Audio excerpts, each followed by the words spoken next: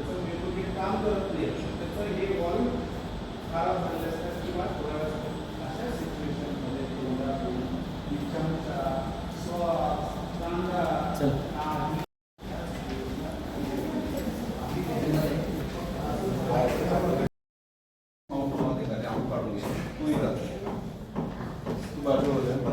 एकटा पण करू शकतो.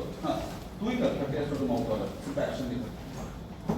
आपलं नातेवाईक आहे, काय आहे, एकटाच आहेत आपण, अजून हेल्प यायला अँब्युलन्स यायला वेळ लागतोय, एकटा माणूस काय काय करू शकतो?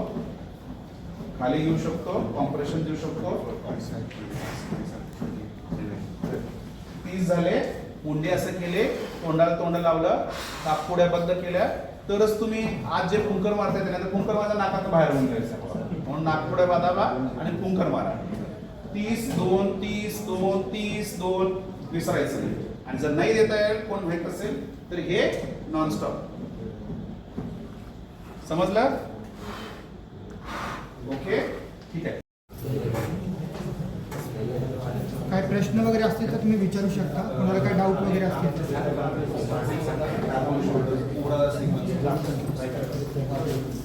तर हा व्यक्ती तुमच्याशी बोलता बोलता चहा पिता पिता तुमच्या समोरच खाली जमिनीवरती पडलाय. काय काय करायचं झालं ते दाखव दिला. दादा दादा यावा. दीपक पेशंट घरी आहे, ॲम्ब्युलन्स कॉल. ठीक आहे. हॅलो 1066. पल्स चेक करा, ब्रीदिंग चेक करा.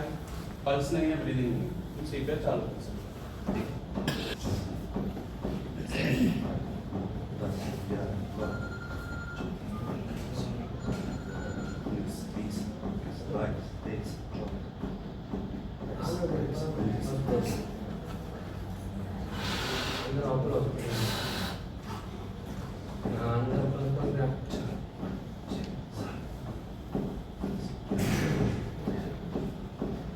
आता हेल्प आले, ॲम्ब्युलन्स आले असं समजाल, मग ते बाकीचे गोष्टी आल्या.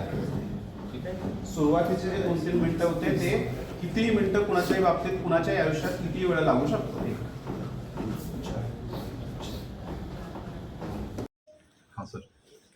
Apollo hospital Swargate Pune, Shankarshet road, 411-042 Pune. आज इथे आपण CPR आणि BLS ची ऍक्टिव्हिटी रिक्षा युनियनसाठी आज करण्यात आली. अपोलो हॉस्पिटल स्वारगेट पुणे हे क्वाटरनरी हॉस्पिटल आणि इथे सगळ्या प्रकारच्या सोयी सुविधा आणि कॉम्प्लिकेटेड केसेस मॅनेज होतात.